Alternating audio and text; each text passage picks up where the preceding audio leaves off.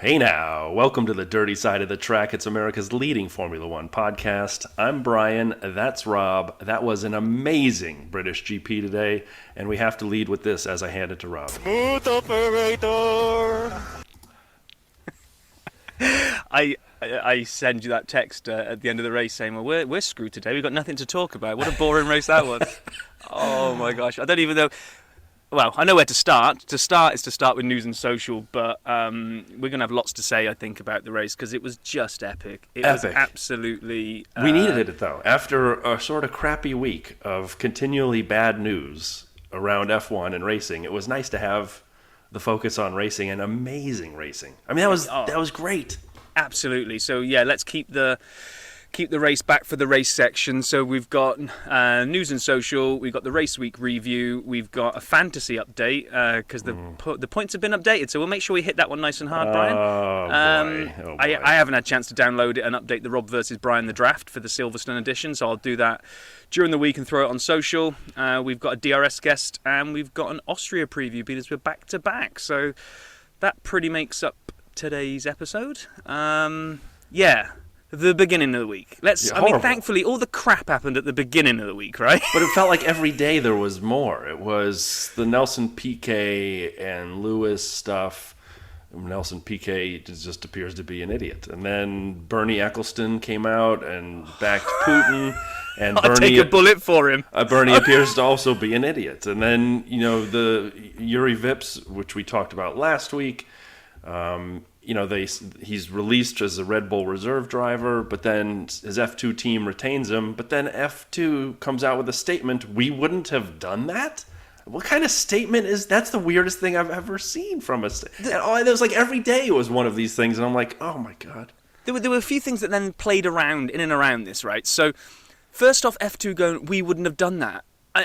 I just find that absolutely bizarre. If you as the organisation don't want that driver inside the organisation, surely they could do something about it, not just kind of go, well, I mean, we stand against it and we wouldn't have done that, but go on then, on you go.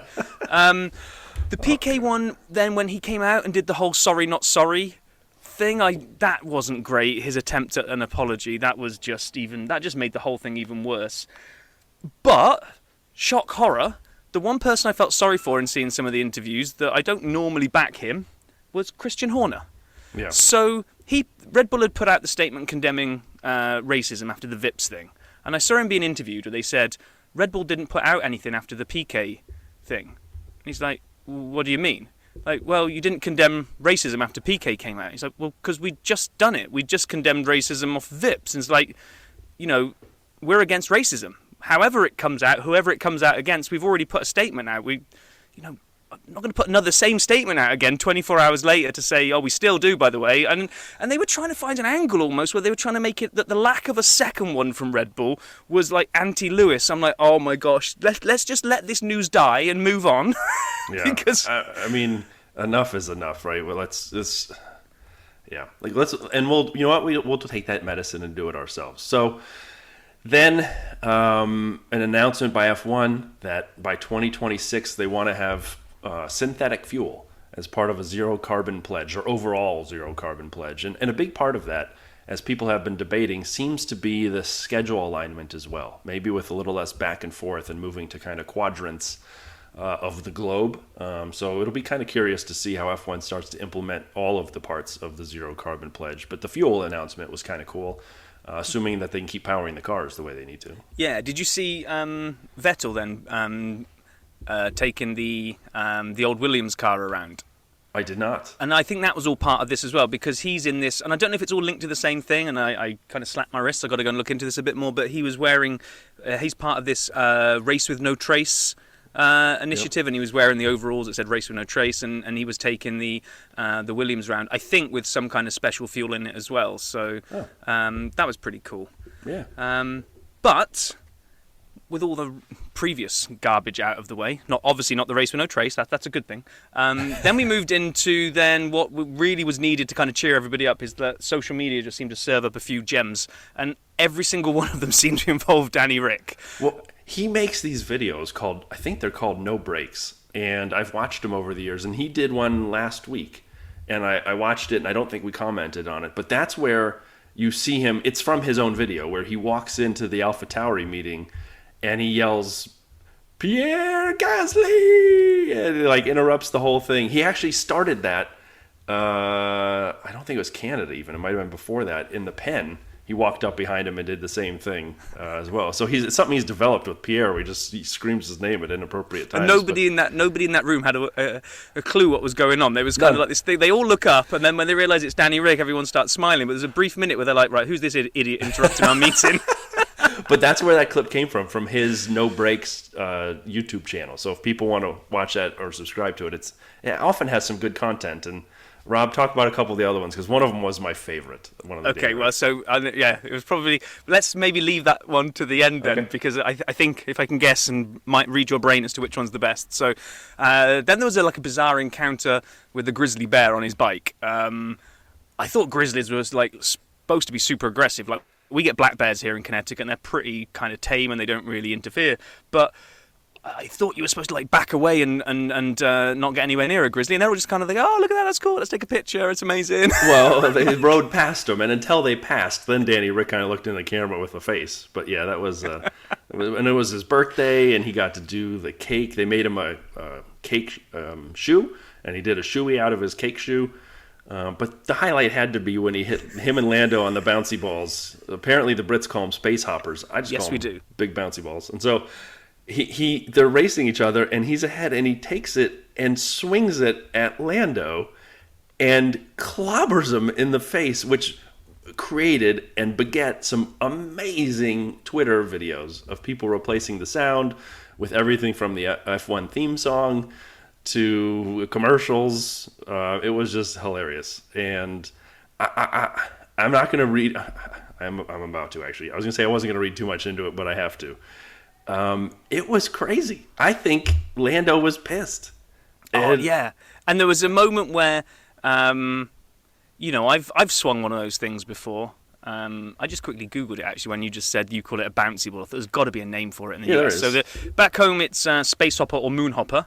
Okay. Apparently, it's a hoppity hop is a US term, which just sounds, that's just lame. Space hopper or moon hopper, I think you need to go with. Anyway, they've got a bit of they're not like balloons, right? They've got a decent amount of rubber in there, right? And they've got some weight to them. Oh, yeah. So when he kind of sees Lando coming, he looks over his shoulder, he starts pulling it. There's an opportunity to just lift it up and let Lando run into it, basically, right? Which means there won't be as much impact. But to use another UK phrase, he gives it the beans. He does.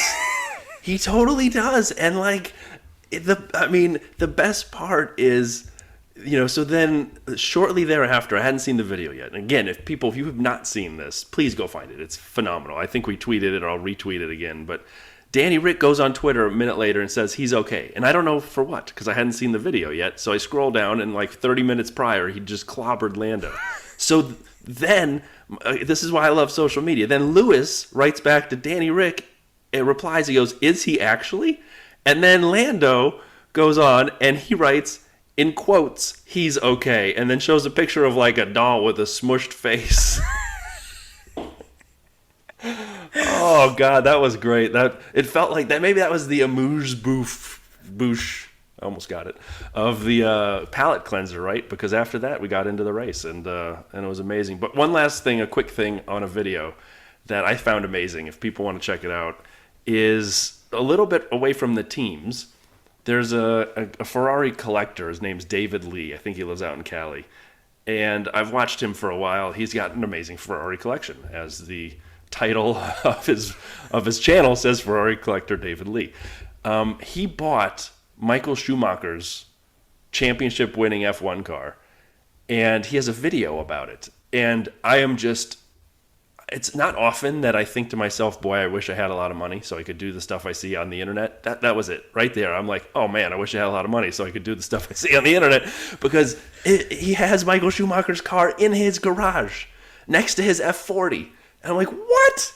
I was watching this video, and then he's talking, and he describes the program, how you can get the car. And you can either leave it at the factory, and they'll tune it up and bring it 8 places for you, and you run it, or you can have it at home. And he has it at home. No engine, which is a little bit of a downer. They'll put it in for him whenever he wants for probably a few more million. But for $3 million, he has this car with no engine, but it's Schumacher's F1 car. And the best part is, on top of all that, it was like Jean Todt, who, if you remember, worked at, was a boss at Ferrari. He went over to David Lee's place and like checked out his collection, and then he goes, and the next time I'm in Paris, I'll stop by Jean's and look at his garage. I'm like, what kind of people have too much money? Anyway, all right, sorry, enough. No, that's cool, because then we come into race week, and before we get into the kind of down to the meat and potatoes of the actual racing, we do have to mention Lewis's arrival outfit. That was a new kind of special. That really was. I mean, we've talked about oversized things before, but every part of that outfit made him look like he was like 12 years old and his mom had bought him a suit for when he grows up and he'll grow into it, because it was massive. It was massive. And I kind of put something out there on you nailed the pants. Twitter, which I don't normally, I'm not really that funny, so nobody really likes my tweets, but those pants, trousers, whatever you want to call them, the purple with the gold beading down there is absolutely identical to the bags that the velvet bags that a bottle of Crown Royal Canadian whiskey will come in. And I'm Crown like, what? Crown Royal. Oh, geez. Royal, you thank you. Butcher it, don't you? But anyway, it's like I just put one out there saying, now I know, because I save those bags religiously. I got about like 8 of them. You I don't got know yourself why. a pair of Lewis Hamilton pants. I can make a pair of Lewis Hamilton pants now. I'm telling you, yeah. So that was that we should. There may be a bet involved. Well, can I make myself a pair of? Well, we may have to make the loser of our Rob versus Brian has to walk around town and Crown Royal pants. Okay, right. And then the race. This is serious journalism, Brian. No, we're not journalists. No, I know. All right. So then the race. Yeah, practice. There was wet. It was not wet. Valtteri looked really fast at times. It was fun seeing him top of the charts for FP1. I don't know. I mean, like, what else it was fine. It was hard to tell what was going to happen because of the weather. FP1 kind of was. I don't know that everybody even got to set a proper time, right? We didn't really learn much. No, only half the grid had an official time. Yeah, the fact that Valtteri was top meant nothing, because it was about being in the right place at the right time. And I mean, he still put a good lap in, but it was too wet. FP2 now, I mean, looking back on the notes here, like Mercedes suddenly looked like they brought some extra speed, and I was kind of pinging you on the side going, I don't know, we've been down this route before in practice and quali that Merc are looking a bit better, but have they? And let's just hold that thought for when we get to the race. Yep. However, when we got to FP3, the main thing that I took away from it, which the commentary team just seemed to go big on, and I loved it, they got sidetracked into talking about Brawn the musical. I'm not sure quite why. I think it's because Jensen was in the commentary team, and they got sidetracked talking about the Brawn GP year, which, if you want to hear more about that, you can go back to our special episode and listen to Paul talk about it. Those can always be found at www.dirtysideofthetrack.com and click on special episodes. But they started talking about how it needs to be made into a movie and who would play Jensen Button, and then somehow somebody I don't know how it segued into it needing to be Brawn the musical, but they were ignoring what was going on the track, and they were just lighting up these different ideas for what Brawn the musical needs to be, and I'm on board. Brawn the musical has to happen. That would be brilliant. And then that led to quali, and I'd like to thank whomever above made it happen. Earlier in the week, I asked for a wet quali and a dry race, and it happened. And so I know I traded some notes with some different dirty siders, Lynn in particular. So Lynn, if you were somehow able to make it rain on quali, but then dry on the race, let's do that again, because it just continues to deliver. Rob, you call it British summer. I was going to say, it's also just British summer. I mean, we had a dry day at Wimbledon the day before, so we were due a wet day. So yeah, exactly. Q1 was the first note. I was shocked to watch Latifi move through. We'll talk about him again. And then Haas and Aston Martin and Albon all out. Albon with the upgrades to the car out in Q1, which was weird. Latifi through. And then I was trying to come up with a good joke about Haas and Aston Martin, and neither of them work, but I'm going to... Aston Martin? Hasta la vista? Hasta la vista is only about one team, though, so I thought you were trying to do a Hasta la vista Martin? Yeah. Yeah, there we go. That works. Oh my gosh. Yeah. So it was the first time. It was the first time Albon was out qualified by a teammate this year. which was amazing. And I'd like to say, now that we understand Alex is okay, based on some of the things I've seen, I can say thank you, Alex, because I put you in my fantasy team for the first time this season, out in Q1 and then out in the first lap. Obviously not his fault, and he was obviously injured, so I'm happy he's all right. But fantasy team, I had a little problem this week again. It's falling apart faster than I could put it back together. And I was kind of trading notes on here again, where we keep our notes, that I couldn't believe there was no crashes in that queue. I mean, it was just insane. I'm thinking someone's going to bin this. We're absolutely getting a red flag. There's no way that we're going to get through Q1 without an incident, but we did. Then we got Q2, where you got so excited in our notes about Latifi that you were going, oh my gosh, Latifi's made it through to Q1. It's like, or Q3 as we call it, Brian, but... I lost, much like the end of the race, I lost the ability to function. Like, my brain short-circuited in Q2 when Latifi went through, and I'm like, what just happened? I mean, pretty much Twitter went into meltdown.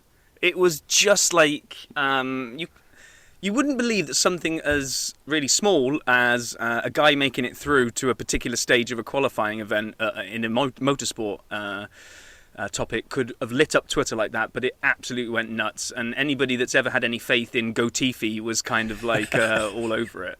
And then we got through to Q3 for the pole shootout. I hadn't even thought Latifi. He did come out, didn't he? Because he spun. He did. But I thought they just decided that. I honestly thought they hadn't actually come out, and he didn't come out for ages. And I thought, are they just going to tell him, look, you're through to Q3, you're 10th. Are you going to be any of these other 9 drivers in the wet? Because if you try too hard and bin it, and we can't put the car back together again, then we don't even get to start 10th tomorrow. So I was wondering, are they just not going to send him out? They did. He did not have a good time. Well, let me rephrase that. He may have had a good time, but his time wasn't good.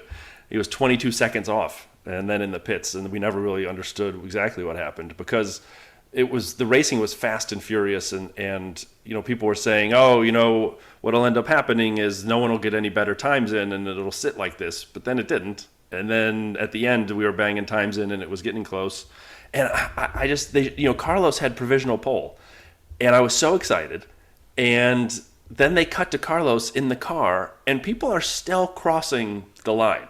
And we didn't see any of it, and we didn't hear about it. You had to watch the little corner for the flags. I'm like, Some of these people could have actually beaten him or moved up or down significantly, and we had no idea. But well, I think the reason they stopped showing, because you're right, the people started banging in laps, but then we had this window, and there was a poor headline that said something about Mercedes mistake costs Lewis chance at pole. And this mistake is that apparently he was on a bit of a flying lap, but they thought he had more in the tank, so they told him to back off and do one final one because he was going to cross the line before the end of the session. But then, of course, as soon as he did, heavens opened again, and pretty much nobody was able. It was obvious no one was going to be able to do anything. Valtteri was, or no, whoever it was like tiptoeing around. I mean, it might have been Valtteri actually, was just tiptoeing around like Bambi on ice. I think that's why they went to Sainz, because they were looking at the boards, I think, and thinking, and they knew at that no point one's getting close. Let's just focus on Sainz getting his first pole. But I agree with you. It was poor TV direction. You could have at least split screen it, show us Sainz sitting in the car with all, is it, will it, won't it, will it, and then show them crossing the line, rather than just, like you say, us having to watch these little tiny icons of a flag clicker next to someone. Well, and can we give a huge shout out to Max? Max had a weekend to forget, but one of the greatest car control moves I've ever seen a Formula One driver pull off, and he did that. I mean, that wasn't like luck. You could see him power out of that spin, and he had to get on the gas before he was facing fully the right direction. So he did two loops and then pulled out of it on his own. Like, he did that. That's friggin' amazing. And went faster than a lot of people on their best laps. That is, that's a great point. Because they showed the spin, and I was like, and then it showed him crossing the line. He was only like, say, I don't know, 3/10 down on Carlo. And I was like, oh, that spin must have been the previous lap then. Because there's no way you get that close to pole after doing like a 7:20 or whatever it was. And then they go, no, that was what cost him the time on that. And when you watch the replay, actually, he is going in the right direction all the time. Sorry, not facing the right direction the entire time. But he's moving in the same direction. Momentum-wise, he's moving through space in a linear fashion, and it doesn't actually scrub any time off his lap. He's an amazing driver. We all knew that. That was amazing. Just a great reminder. And then that led us to the race. As we already said, Carlos with pole. Just a kind of a quick note as we get started here. It was almost like I just wish the first lap had not happened, because that crash was terrible. Watching that, and the people on the track protesting if there hadn't have been a crash, I don't know what would have happened when the cars got there. Zhou Guanyu, thank God, is okay. Paul will give us a little more of an update even in his notes. That was one of the worst. I had the same feeling in my stomach. I can't even get my words right, because I had the same feeling as with Roman's crash in Bahrain when his car came apart and they don't show anything. And when they don't show anything, I start freaking out. And I was texting you. I'm like, this is not good. Well, I had the same thing as you. You know, you get that sort of clenching up in your gut, because all we saw is, because it was a good battle that was going on after Sainz had a terrible start and Max had overtaken. Then in the background, we just saw an upside down car flying out of view, and seconds later, it's red flagged, and you're like, that can't be good. And I'm thinking, like, even in Halo, upside down on gravel, is it going to do enough? Because this just looks bad. And then, like you say, they're not showing it. It's all just no team radio from Alpha. It's not. You know, I was in the bar. I was in the Iron Horse, and what had started off with a very kind of jovial atmosphere. There were guys in there telling us about their experience in Canada last week, and then it just went to like quiet, and you're like, oh God. So I was so happy when they finally showed. Said he was moving, and they got him out, and he was in an ambulance, and then they started showing the replays, and it just makes you sick to see it, to think there's a person in there hurtling through space at 180 miles an hour, ending up pinned in the car against the wall. Thank God for the catch fence, which literally caught the car. I'm so happy he's all right. And then, Alex. Before we move on to Alex, yeah. So and then when you saw the replays, you could understand why it had taken them so long to get to him and get him out, because he wasn't even really in the track anymore. I mean, when that rear tyre dug in and flipped the car up and over the barrier, I mean, no wonder it took them an eternity to kind of get round there, because there was one picture that we shared on our Instagram, which is kind of showing you kind of like. I'm going to call it like the Death Star channel, right? That the X-Wing flies down. It was this narrow little channel with a car wedged in it, and you can see Zhou kind of like hanging upside down in there. It's like, crikey, man. I know. Exactly. And then before we leave, last thing on that part of the crash, George Russell, who was not able to finish. We'll talk about his situation, but George. He's the man. Like I've been a little down on George recently. Not his performance. He's been Mr. Consistency. But it's felt at times as though he's part of the sort of, I don't know, Mercedes machine. And he's got, you don't see as much of his personality as we used to. It feels.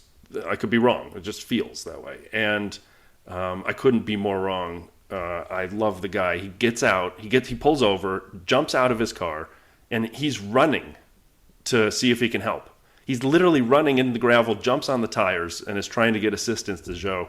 And then, because of that, they touched his car and started towing it away, and he wasn't able to go anymore, even if they'd had time to fix it. Did you hear the interview with him? And he was a bit like annoyed about that, because he'd got out, and as the marshals were coming over, apparently he said, leave the car. I'm going to sort it. So in other words, don't touch that car, because I think I can get it going again. And then someone touched it, and that's it. He's out of the race. But do you know what? Because I hadn't appreciated what the kind of geography of the crash was and who was facing where and what was going on, and because who had George run to in anger at a crash? Was it George and Valtteri? Valtteri, yeah. Yeah. So when I saw him jump out of the car and go sprinting, I thought, is he off like hunting whoever he thinks has taken him out of the race? Only for a split second. And then I kind of realised where he was going, and they kind of said on George is sprinting straight over to Zhou, and I was like, yeah, top bloke. Exactly. And at the same time, there was another crash occurring as people tried to dodge this crash. And Alex was slowing down because the cars in front of him were slowing down. And Seb ran into the back of him, and it was a nasty, I guess the word would be shunt, right into the concrete wall on the start-finish straight. So, just, gosh. You watch his onboard, and he just spins, and he gets hit, and just spins and hit, and it just, you watch it, and man. And Max, who took the lead, got hosed in all this because they had to restart, and they restarted from the qualifying order, and he didn't get the next start. Yeah, and there was a lot of and this is the bad side of Twitter, when everybody just gets so fanboyish and toxic over stuff. It's like, okay, it's literally the rules. They hadn't gone through, all the cars hadn't gone through the first time sector by the time the red flag was thrown, which means the rules are you go back to the previous lap's finishing order to decide the restart. Well, guess what? It's lap 1. There is no finishing order. The only thing you can do is restart from the grid. So all these people going, oh, FIA stands for Ferrari, and whatever it is, like, oh, you're always trying to make Ferrari win. I'm like, no, it's just called application of the rules. So they got a hard time last year. Right. It took a lot of time for the commentary team to figure it out. Correct. Yeah. So, so we got to do it all over again. And this time, lightning didn't strike twice. Well, Carlos almost ran him into the wall. Carlos just he made his one move you're allowed to make, right? He got away and he moved over and he left him a card's width against the wall. And I'm a Carlos fan. Like, so this was a huge weekend for me cheering for Carlos as one of my 19 drivers I like.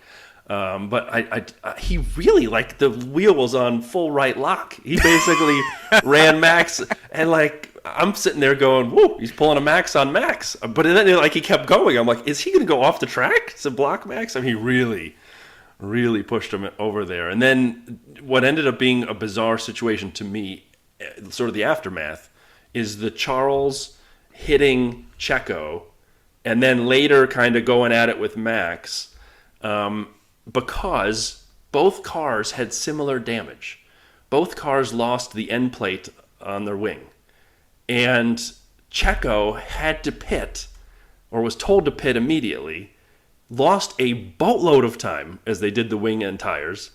And Charles, they never touched the wing the whole race. And he went the whole race with no wing. And it was causing Checo's car. I mean, he was holding up Lewis. He was holding up Lando. He was holding these guys up when he went into pit lane. But Charles is like fighting for the race win with the same piece missing. It was very weird. Like, I don't understand. Was it a certain amount of it, or the aerodynamics of the car were? Yeah, I mean, I'm sure Blake would probably have the analysis on this if anyone wants to go and listen to his channel, and I might try and see if he answers this. My gut feel would be that the end plate of a Ferrari has a much less overall impact on the aerodynamics of the car than the Red Bull, because those end plates, I believe, are responsible for funneling air down the side of the car. And if you have a design that needs that air sent down the side of the car in a certain way, and you don't have the end plate anymore, I'm guessing that it's more impactful on a Red Bull than it is on a Ferrari design. Or they're just super cautious and they just said, no, we've got to change it. Because you're right, they both seem to have exactly the same thing. End plate disappearing means immediate Red Bull pit, means never pit the Ferrari. Right.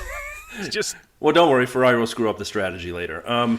So it was just fun. At this point, like, it was game on, right? And now the race starts, and Carlos is out in front. And on lap 10, as he's leaving Beckett's corner, he ran wide. And he ran wide, and Max passed him. And I wrote in the notes, kind of felt it was inevitable that something like this would happen. I mean, he only ran wide because of that, and it looked like the world's smallest rear-end twitch, but it just sent him meaning, like the commentator said, suddenly he's got to apply left-hand lock when he's going around a right-hand corner. Right. So I assume there was some chatter that it was wind. It was because everyone knows Silverstone's a really, really windy circuit, that he just... I don't know, but because it looked a really weird place to have just had that kind of rear end just let go for a snap second. And the way the luck he's had this year. Yeah. I mean, he's found all the gravel on every track except this one, and then he kind of loses it here, and I'm like, oh, God, please, no, Carlos, please. And as I'm sitting there lamenting this situation, you watch Hamilton zoom into fourth, and then the weirdest situation of the race, when both AlphaTauris pirouette in unison. And they're next to each other, and I don't think they touched. I couldn't tell, but all of a sudden they both do the exact same spin, and I'm like, what in the hell? It was like one of those, like, kind of like when Apple tried to be all arty with their commercials and kind of they have things spinning around and pirouetting in synchronization. I'm like, I was with you, like, did they just touch, or did they both lose the back end at exactly the same time in exactly the same way and just spin around? It was weird. And then Yuki got a penalty. At least that's what the commentator said, but I was it for that? I don't know. Things started moving very quickly at this point. It was all a blur, because at the same time you've got Lewis lighting up the fastest lap board, and I'm like, wow, is Lewis got a shot here? Because I mean, we've had enough laps go by at this moment where I wouldn't have expected Lewis to be in the way the Merc's been. I wasn't expecting to see the fastest lap symbol against Lewis, and everything sort of became a blur from about here through to about like lap 25. But let's try to pick the bones out of. Well, the next big news, right, was Verstappen having a problem with the car on lap 13, and I don't know about everyone watching. When he started going slowly, everyone assumed puncture, but you couldn't see a puncture. And we all know you can have a small hole in your tire, and it can, be a thing the sensor picks up, and you have to come in before it gets worse. However, we later learn that it's, a broken floor, a problem with his floor, and no one's 100% sure where he got the damage or how it was done. If he went over a curb, if he ran over debris, they keep saying he ran over some carbon. Maybe it was Checo's end plate, maybe it was Charles's, who knows. But what I do know is I think they made a mistake. I think they tried to diagnose the problem without actually having any data. And the reason I say that is they brought Max in right away and acted like it was a puncture. They put new tires on and sent him back out, and he still had a broken car. And he said it was no better. So maybe he also had a puncture, or maybe they thought it was, pitted him, put him back out on fresh tires, and he still had the same problem. He just lost the time that he needn't have lost because he was still in the same situation. So I'd like to find out, as the week progresses, if we ever find out if he did actually have a puncture, or did they think and pull the trigger too quickly without having the diagnosis to say, nope, broken floor, tires okay, this is what it is. I'd be interested to know what it was as well, and how was the floor broken? Because we'd mentioned the other week about Adrian Newey, and I was reading something early on in the week about how Red Bull's floor design, especially towards the rear, has got some... I'm not even going to attempt to get scientific about this one. I'm just going to say it's got magical pixie dust. Something to do with the way the floor is shaped, and I'm going to throw Venturi tunnels in there, even though I don't really know what that means, and vortices. Anyway, I wonder if something got some debris got in there that clogged the vortices, right? Because... But they never poked around the back of the car. Well, no, and he never seemed to go over anything that was... Again, I've never driven a Formula One car. I have no idea what... No, not many times. Wait, no. I thought we agreed that you'd... Oh, this podcast He never seemed to... I've sat in one, but I haven't driven it. Oh. He's never went over anything that seemed hard enough to, what I would say, like, break a floor. So did debris get lodged somewhere that prevented the flow of the air properly underneath the car? Because it wasn't like it was terminal and that suddenly he was getting eaten up by everybody. He was just about, whatever it was, 2 seconds off the race pace, which meant that he was able to stay ahead of the midfield. He slowly got gobbled up by the midfield, but not to the point where it was like... I mean, when he first started slowing down, I thought that was it done. They were retiring the car. I thought so too. But he was able to hang out in 7th for basically the entire race. Like you said, he was not fast enough to catch anyone in front of him. And eventually Mick kind of caught him up at the end. We'll talk about that in a second because that was juicy. One of the things that was not mentioned in all this chaos, we have the Ferrari battle. We got Lewis right behind Max's car. Checo's in last after the end plate thing, working his way through the field. My man, Checo. I love him. How many times... You never mentioned it before. You like Checo, do you? He's not getting enough credit from going from last to second, but we'll get there at the end as well. And then Valtteri retired, and the action is now moving so quickly in the race itself that they basically flash to the Alfa Romeo pit lane. They show Valtteri's car up being wheeled in, and then they move on. I'm like, well, that's a bummer. And so, I think it's because, like you say, everything was happening so fast on the track. They were like, Valtteri out, right, back to the action. Exactly, which that shows you what an amazing race this thing was. So then on lap 25, Max pits again. I don't understand why. He had just pitted for tires before. I think he pitted 4 times. I was just so confused. And he comes back out on track, and Seb... with the overtake when they were kind of neck and neck after Max left the pits, and we know he had a problem with his downforce because of the ground effect on the floor broken, blah, blah, blah, and fresh tires were torn up to speed. But it was just fun watching Seb take him. It was neat to see Seb with an overtake there. And then, like we said, in the next lap, Charles pits, and we start seeing all these things. And then my favorite radio message of the day was Lewis. Tire's still good, and he keeps going. He's just motoring off. He's in first now because the Ferraris have hit the pits, and so he's motoring off. Tires good. And Lewis always complains about his tires. This was the opposite. Lewis, I've never heard Lewis say, tires are fine. He did. And it was just fun to see that happening, to see Lewis doing that. And then, we'll come back to Lewis and his tyres later, because I need to ask you something. But let's just let's get on to the next bit, which is like the completely random thing that I agree with you on these. It's the Pierre Gasly thing, right? Yeah, they announce it, black and orange flag, for reasons we were never told and didn't know.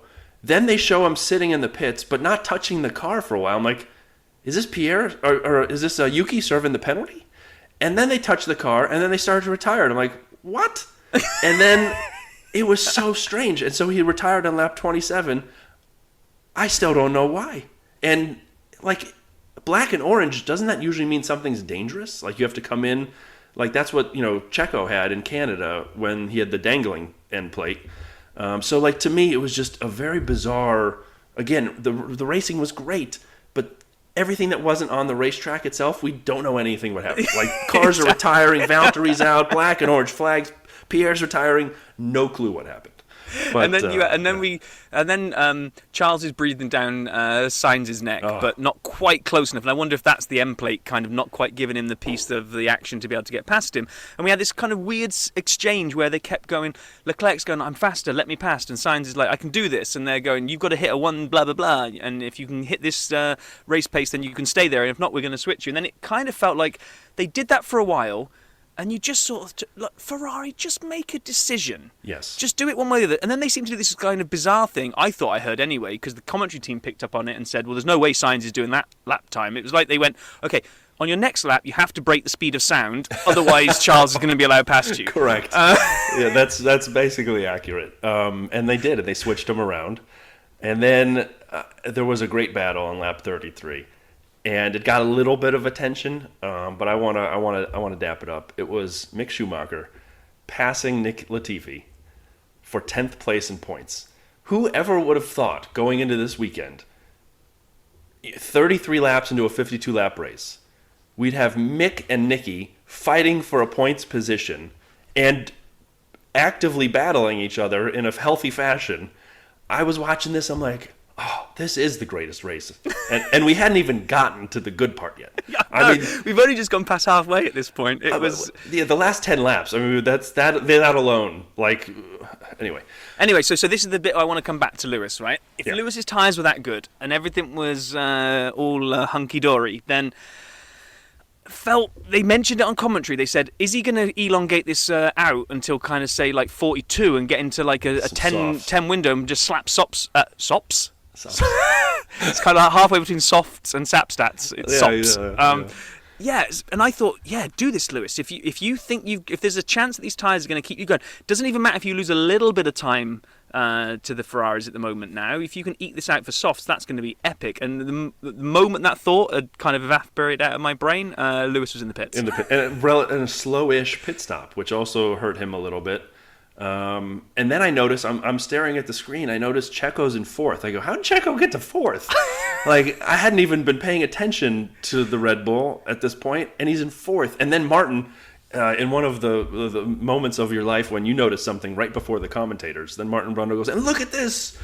Sergio Perez in fourth. I'm like, yeah, that's what I said already, Martin. So it didn't make any sense. He was at the bottom. He'd had his wing repaired. He was like 15 seconds adrift and was kind of eaten into it, and then here we were at lap 35, and I'm sure we didn't see him overtake anybody, and suddenly he's fourth. Well, and then the next Ferrari screw up happened, where they told Carlos he's going to need to save fuel. He's going to have to lift and coast into the corners to save fuel. What? How did you not put enough gas in the car? I'm like, what are they, honestly, like, I recognize extra fuel is extra weight and takes away lap time. But if your car has to lift and coast, you did it wrong. Lap 37, and surely they'd done essentially a second formation lap. Or did that not count? I'm not sure. I was just thinking, it felt like the beginning of the race, they might not have burnt as much as they might have planned for. But anyway, it was a weird thing, and you're kind of like, oh, great. And then it all happened. And then the race went from good to great. Well, it did, but this is exactly where Yeah. Ferrari go and do what I think is yet another entry. I need to get out the journal, get my feather quill out, and start inking in another entry into Ferrari screw-ups. Massive screw up. And so it was lap 39. Esteban, his car dies, and he pulls over. And they have to put a safety car out. And I thought the FIA and the race directors did a great job. They went straight to safety car. They didn't try to do VSC. They didn't hold VSC for a few laps. They allowed teams to make a decision. And Karun did an amazing wrap-up after the race, if anyone saw it, about kind of where it was. When you look at the idea of, all right, what do we actually have here from a decision on, pitting under the safety car? And so what to me was fascinating is, at this point, Ferrari had time to pull Charles in. They had time to pull Charles in and pit. They didn't pull him in. They let him stay out in front on old hard tires.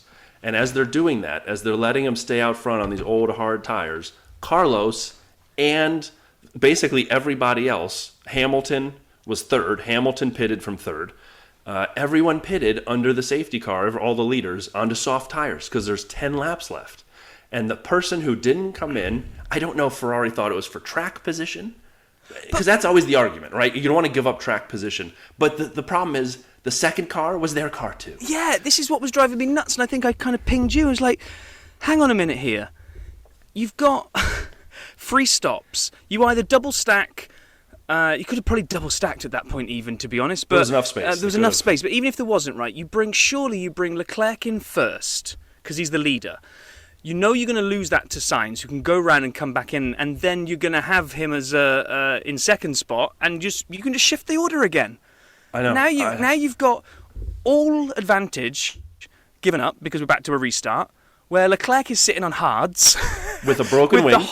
With a broken wing. Old hard tires with a broken wing, and everyone behind him on fresh softs. I mean, it was Abu Dhabi all over again. Where and it's not even like it was a gamble. Like, had they all gone on to softs a little bit too long? With a bit too many laps to go, and would they all maybe hit the cliff with a lap or two to go? It was like, no, we've got 10 laps left. These softs are going to last. Silverstone is not a huge degradation circuit, so these softs are going to make it 10 laps, 100%. Yeah. And at this point, I couldn't type anymore. The last 10 laps, I couldn't type. I couldn't get notes out. I couldn't think. You're just staring at her, and you're wondering what's going to happen. And we'll talk about the restart and some of the racing. But the questions, I did get a tweet out. I said these are going to be some juicy 10 laps while they're under the safety car. It was the last time my thumbs worked, because it was like my heart was racing. That was the best 10 laps of the entire season. It was epic. And, is Carlos going to get his first win? Is Charles going to be able to hang on with these hard tires and 10 laps to go and no end plate? Is Checo... Lewis going to push for the win? Is Lewis going to win his home Grand Prix after a totally forgettable season? Is Checo going to do a last to first, who's now sniffing around up there? And then the best part is you had Fernando and Lando Norris right behind the action. And every time the action got juicy, Fernando Alonso would pop his nose in there, just like, don't forget about me. Yeah. And I couldn't get enough of this. And so the restart, and yes, the soft tires. Carlos just ate up Charles. Just ate him up within, a couple turns, basically, and then drove off into the sunset. Well, you say that. Yes, it was... it was quick-ish, but I was thinking...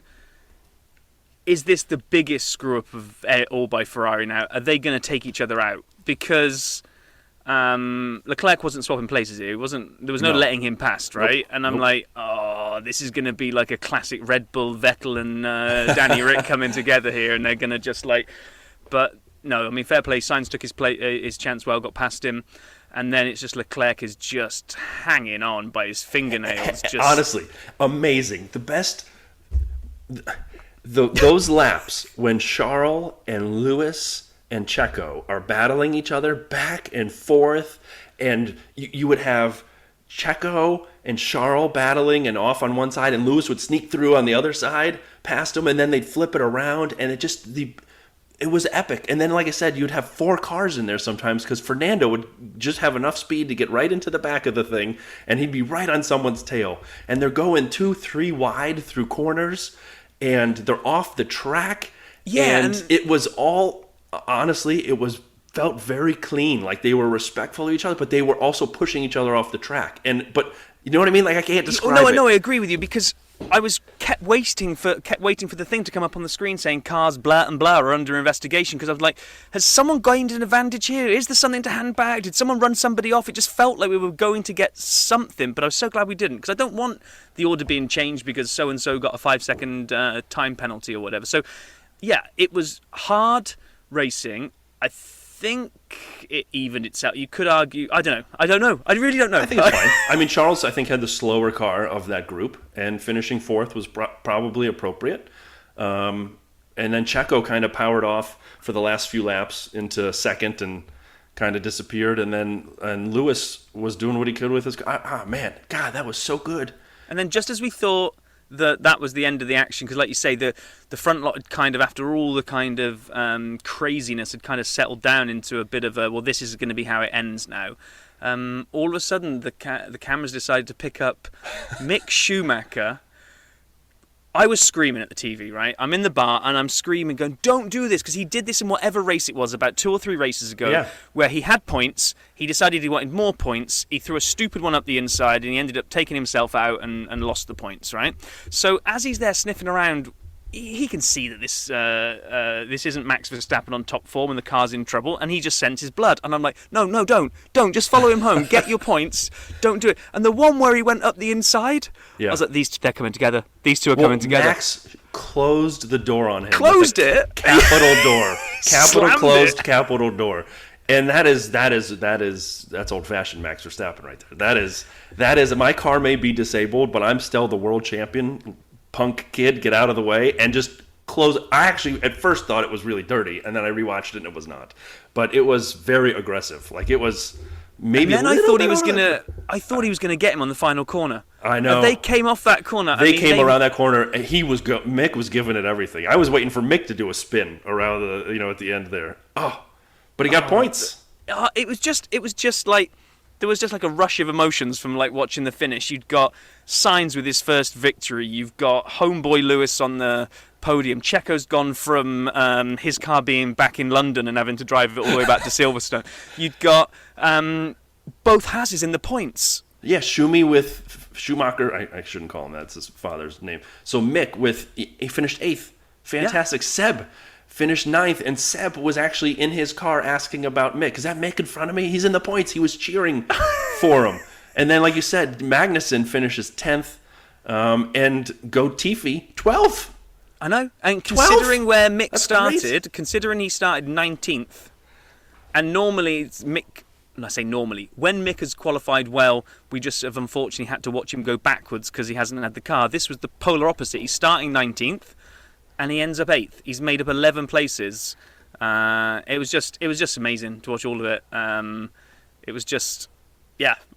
So I'm going to add this to in recent races.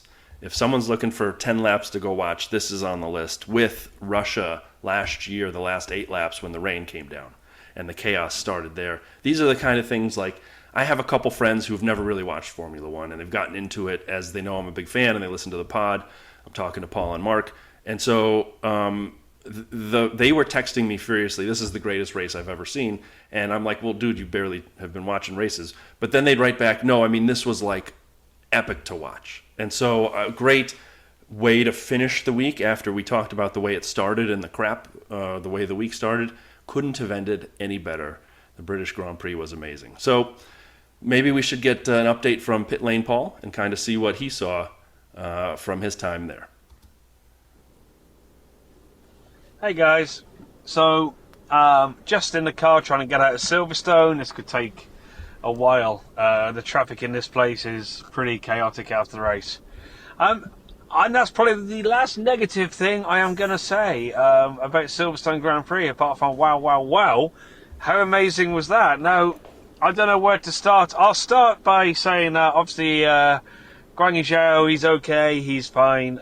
We went and had his medical checks and everything's okay, nothing fractured. And yeah, he was actually in quite good spirits. So yeah, look, hey, that's as big a crash as you ever want to see in this sport. That was huge. And it also, I mean, the thing is, it gives you a good indication of just how fast those cars actually pull off the line. You know, you think he was only, let's say, maybe 80 metres into the race, and that's the impact that he gets. So, yep, look, that's remarkable. That's a big crash. Let's make no mistake, that is a big crash. He's okay. That's the main thing. Where should we start from the race? So, yeah, Ferrari, they got themselves back together. Poor start by Sainz, I guess, at the start. Verstappen got him. And then obviously the crash brought a restart. Now, there was a lot of controversy about the order. Look, the order's pretty easy. They can't. It's pretty unfair to judge the order of a race when that point was red flag, because cars were all over the place. So that's an impossible job. So it was right that what you should normally do is take it back to the lap before the incident. So in that case, obviously, was the start of the race. So I think that was fine. Yada yada. We'll move on. The race itself, absolutely incredible. So it ebbed and flowed. There was good battles all over the place. Latifi actually, he had a great race, I'll be fair to him, and he did very well. He sort of kept himself in the hunt, but of course the DRS train, and we know they're frustrating. You know what goes on with those. There's not a lot you can do about it. You've just got to sort of ride it out, wait for an opportunity.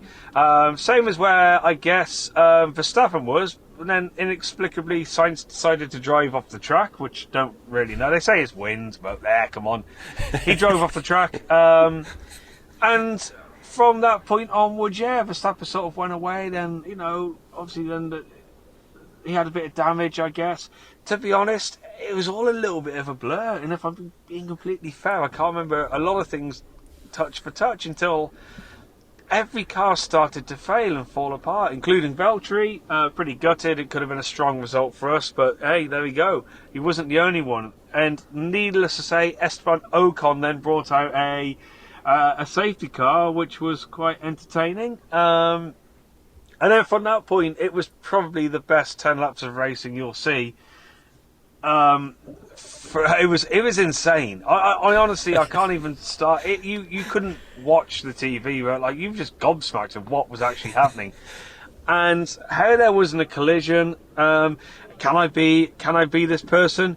To Christian Horner when he says that you can't overtake through Cops Corner. Well, there's quite a few overtakes through Cops Corner this year, and hey, guess what? Not a lot went particularly badly. So. Absolutely outstanding last few laps. Delighted for Lewis Hamilton. I actually thought he had a good chance of winning it. Then after the safety car, Perez. It was you were looking everywhere. It was such a pleasure to watch that race today. And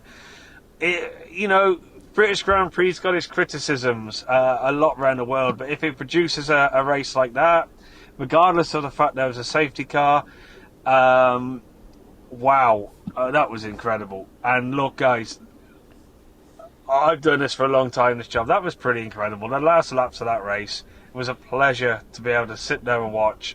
And roll on Austria. I've had 2 races now where I've been strangely optimistic about it, whereas I'm normally quite grumpy Paul, I know, I'm that guy.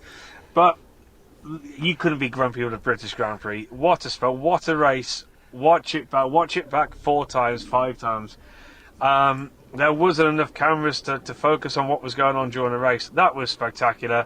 That was the British Grand Prix. I'm delighted to call my home race, and I'm proud to be British after that. Ain't that right, Rob Vale? Cheers, guys. Keep up the good work. Speak soon. So, I have a little surprise for Rob now.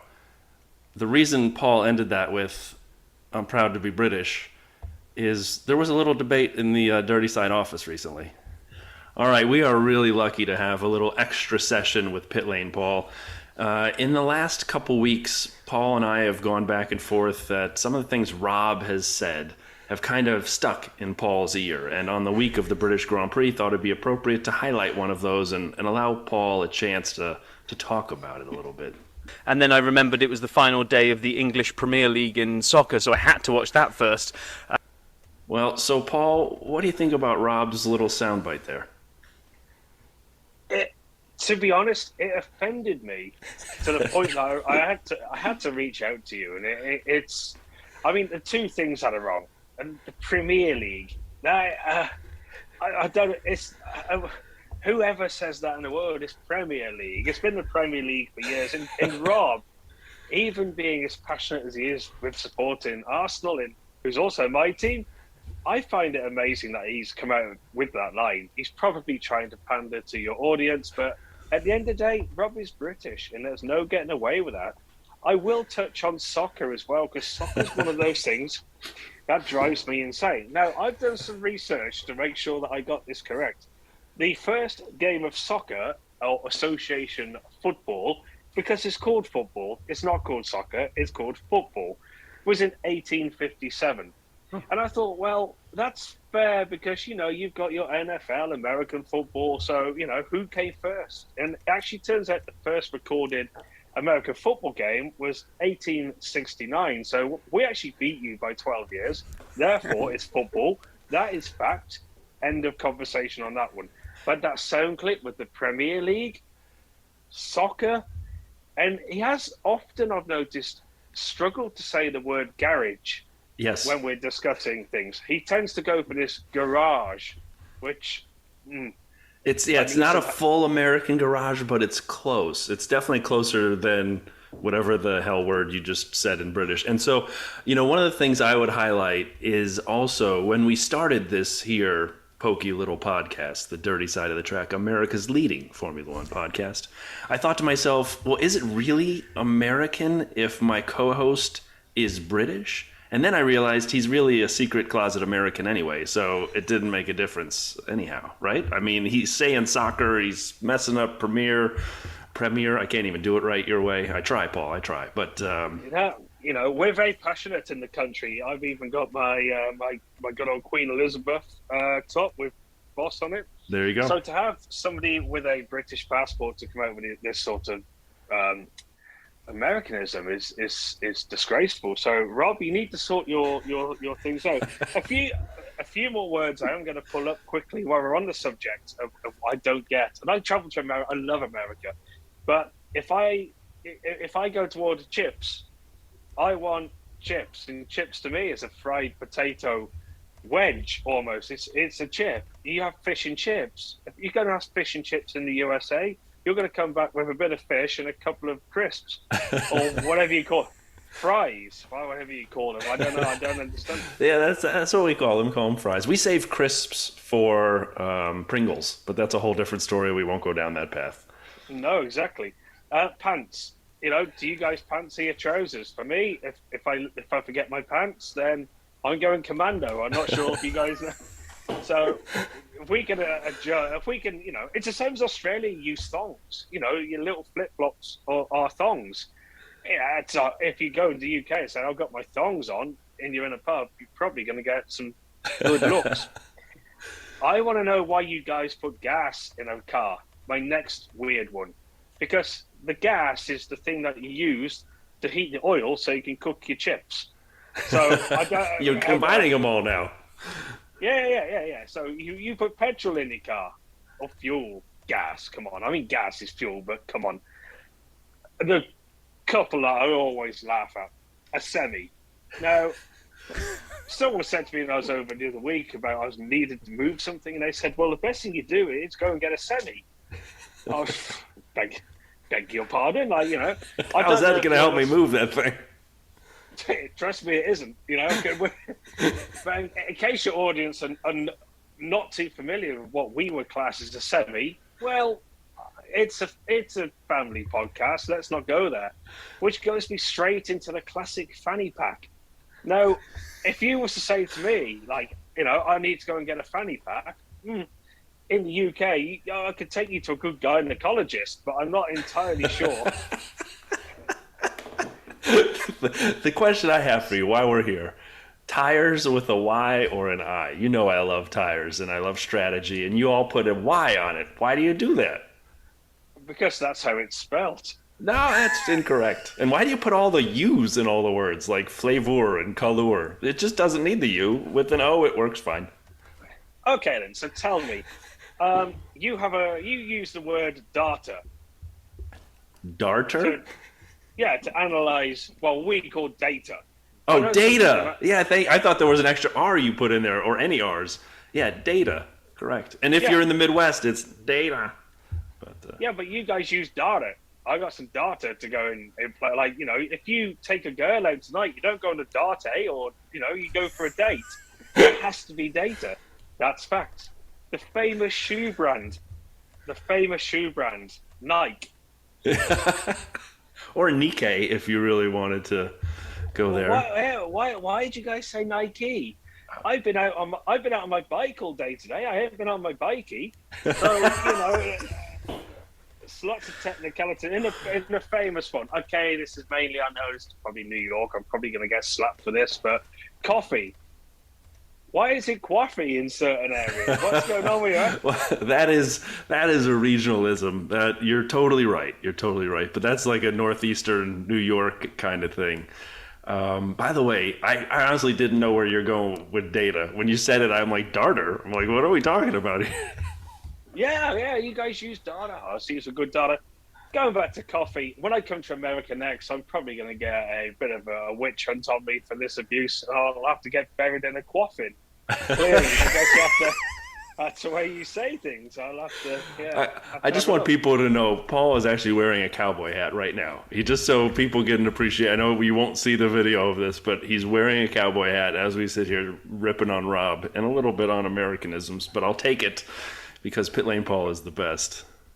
When we do Austin, we always go and buy the big boots, we wear the shirts, we wear the hats. I actually got told I look more like a Texan than a Texas person last time I was there. So, we get in the spirit. Look, I love America. I adore the place. I cannot wait to go there again.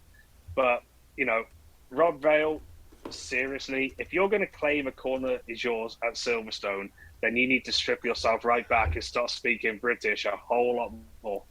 And in honor of the British GP, which when we play this will have just completed, this whole week I'll be putting petrol in my coupe.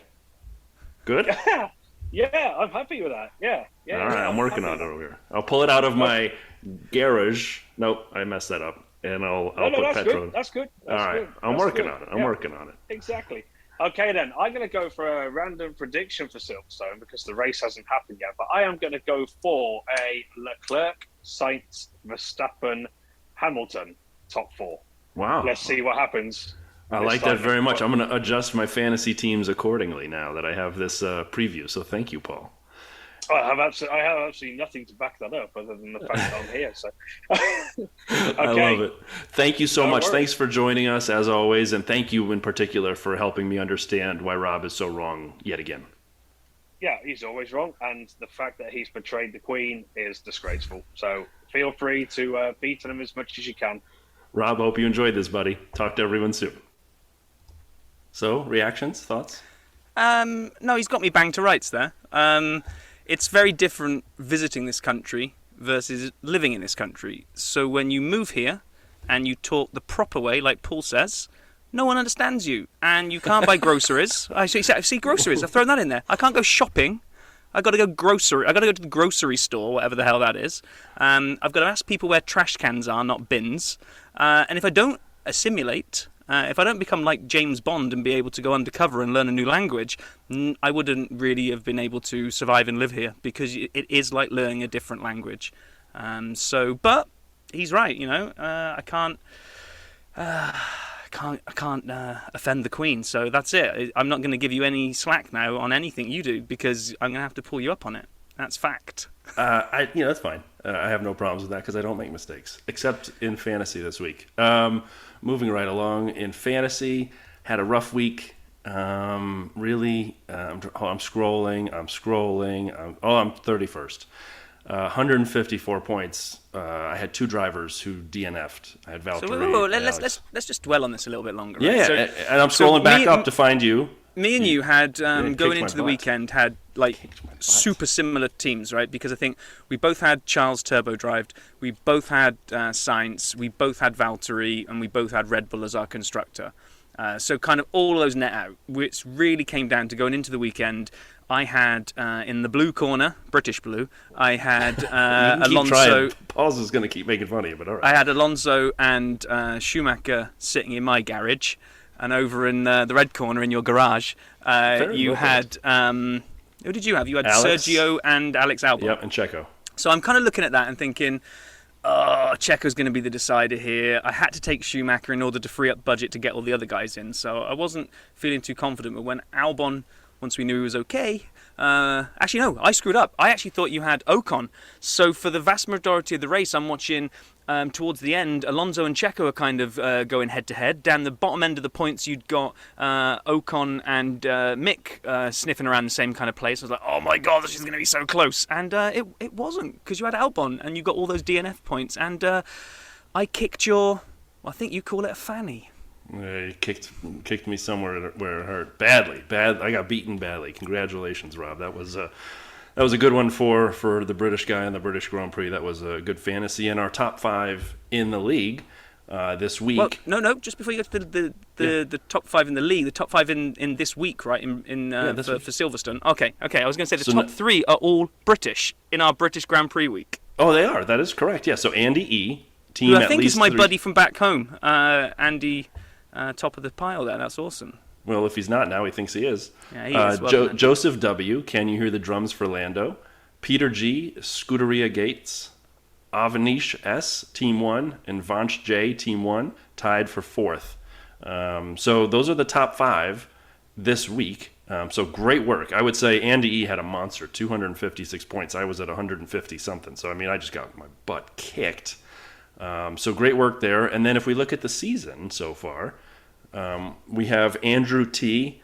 Alpha Taylor in first with a pretty good lead over Tomas H. And then in third is Edward Jason S. Gunnar Stroud. Fourth is me, even after 2 bad weeks in a row. We're not on the podium anymore then, Brian? No, I'm off the podium. You know what? I'm standing with Charles off the podium, disappointed in the way it went. And then fifth, it's actually a tie at this point, which is amazing given the season. It's Red Bullino and Renato Flying Hakkinen tied for fifth. So keep your teams tight. Remember, we're about to do a recap here in a minute, or a preview, for next week. It's a sprint race, so extra fantasy points, just something to remember. Okay, so we have another 100 Seconds of DRS listener, which is going to be a first for us. We're going to get our first female on 100 Seconds of DRS, which is fantastic. So anyone else out now who was waiting for a trailblazer to go first, well, we're going to listen to how we got on as we caught up with Lynn, and she told us about how she'd her experience at the Montreal Grand Prix. We are very excited to have 100 Seconds of DRS with listener Lynn. Lynn has been amazing on Twitter. We've traded a lot of stories, but the one that really grabbed my attention is that you actually went to the Canadian GP. Is that correct? That is correct. It was my first race, and it was amazing. I mean, that's unbelievably cool. So thank you for joining us today. Tell us, you're based in the States, yes? Yeah, I live in Michigan. My husband and I, we have 2 kids, and we're just big F1 fans. So how did you get into unlike F1? Anyone else we know, no one else we know is an F1 fan. Are you serious? Are you serious Yeah. that you guys are alone in that fandom? We are alone. So we were properly geeked out when we went to the race and got to see people wearing merch, because we never see anyone wearing merch. No, we got into it because we watched Drive to Survive during the pandemic when there was literally nothing else on TV, but then watched the first race when they came back in July, and yeah, it was a lot of fun. And yeah, sorry. How'd you get tickets? Like, out of curiosity, because I know they're so hard. Did you get them through the secondary market, and how'd you kind of pick, where you went? And yeah, so we decided to do the Montreal Grand Prix because we looked at what was available in the US, like Austin, Miami, but Montreal was just not that far from where we are in Michigan. Okay. And we signed up so we would be notified by the Canadian GP when the tickets went on sale. So I had an alarm set that morning. As soon as they went on sale, I hopped on, and we got 2 great seats. in the grandstands across from the Mercedes and Red Bull garages. So that was really cool to watch, and it was really exciting. So based on your Twitter handle, how did you get there? Did you go there in a camper van? I did not go into camper van. We flew. Yes, I am. I think my Twitter handle is F1 fan in a minivan because I am minivan. Sorry, not camper van. But I had visions of you making a big on road trip. But okay. No, a minivan you still could. Yeah, no, my 1 year we'll do the road trip in the minivan. But no, I am your typical soccer mom, got the minivan, and always listening and watching F1. So one question I'd have is, how did you find the dirty side and become a dirty sider with us? Yeah. So I also listen to other podcasts about F1 and follow Nate Saunders from ESPN. And he was your guys' guest a few weeks ago. And so I listened to that one and I was like, oh, I like this. This is great. I really love your social media highlights, because then I can know what to watch and what's funny. And that's like one of my other favorite things about F1 is just all of the other content that they put out. And they really you get to know the drivers and the teams. And sometimes when I explain Drive to Survive, I'm like, it's like sports and the Real Housewives kind of meeting.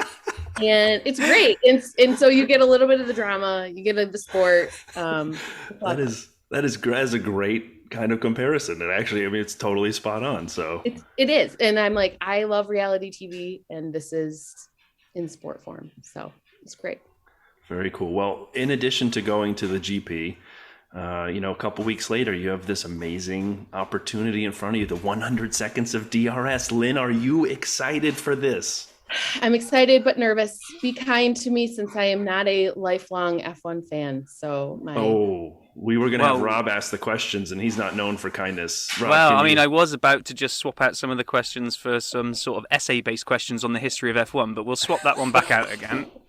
I don't know. I have no history. I'm not good at that. So, but that's okay, because actually, as you've heard in the time you've been listening, for us, it's bringing everybody into the dirty side. New fans, old fans, longtime fans, British fans like Rob even occasionally are welcome. No, it's great. I like being a new fan because I just love to learn and soak up all of the stuff. So I remember watching my first race and Googling tires. Like what I had no idea what they were talking about. And so I'm like, what is this? All of that. So I love it. This is a great story. This is amazing. And so I guess I would ask without a good segue, are you ready for the 100 seconds of DRS? Ready. Yes, I'm ready. Rob, are you ready to ask the questions to Lynn? I am. Are you ready to time us? Almost. All right. In the count of 3, I'll be ready, and we will start here. Countdown from 3. 3, 2, 1. Rob, begin. Who's your favorite Formula One driver? Max Verstappen.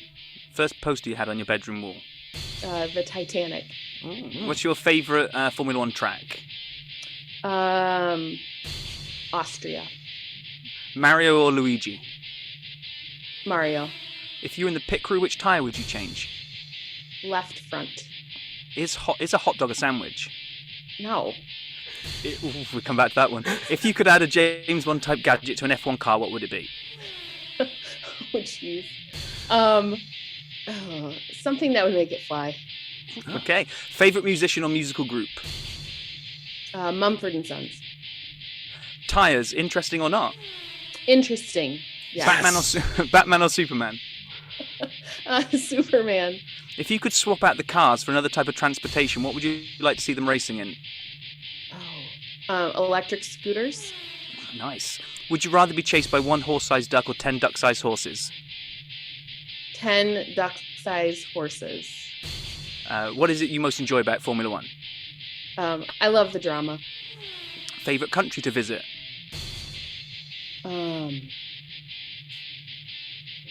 France. Wet or dry race? Dry race. What's your favorite cheese? Gouda. Oh, okay. DRS, good or bad? Good.